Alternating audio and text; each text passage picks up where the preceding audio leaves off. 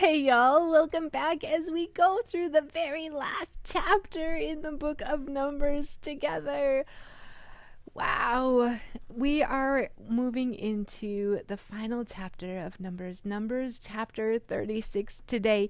And this talks about the women. Remember those 5 women who said, y'all, we don't have a father. He died. He's no longer with us. We have no brothers. We want a piece of the promise. We want a piece of God's plan.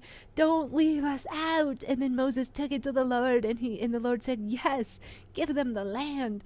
Well, we've talked about land distribution. We've talked about how it's to be divvied out. We've talked about the Levites and the Levitical cities. But what about these 5 women?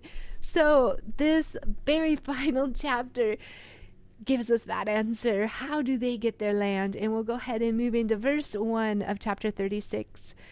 Then the heads of the clans of Gilead, descendants of Machir, son of Manasseh, son of Joseph, came to Moses and the family leaders of Israel with the petition.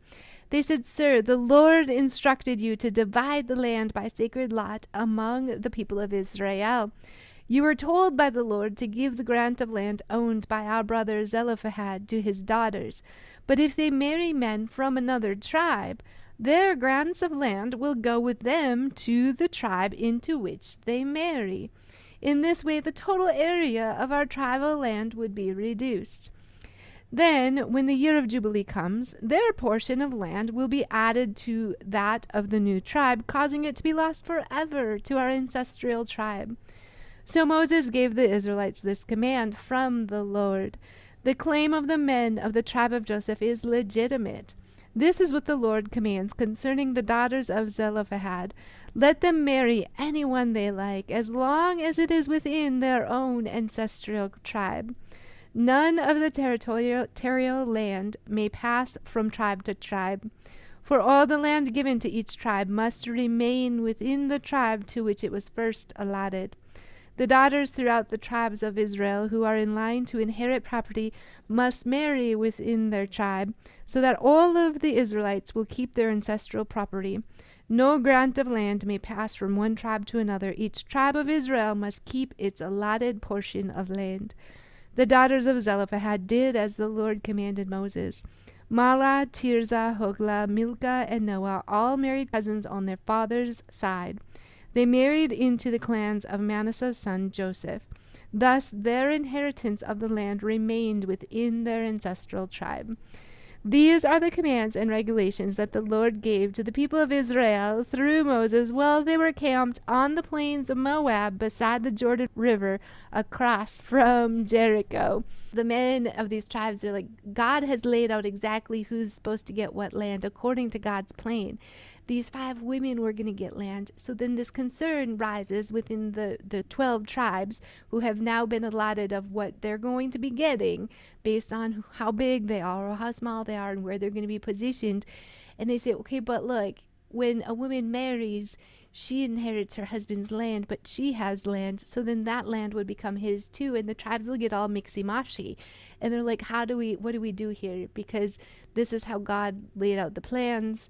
This is God's plan. So Moses again took it to the Lord, and he gave them the answer from the Lord after asking God, like, how do you want us to keep the land straight, Lord? And he gave the answer. And this was in Numbers 27 when the 5 daughters of Zelophehad asked for their share of the promised land. And they trusted God's word was true.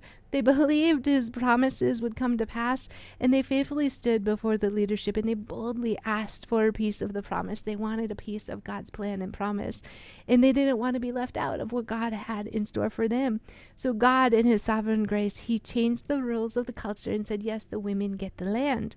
And it was God's land, so it would be a sacred space for God's people. And the land was promised by God, and it needed to stay within the tribal terms set by God. So when this issue arose, God said, they're right.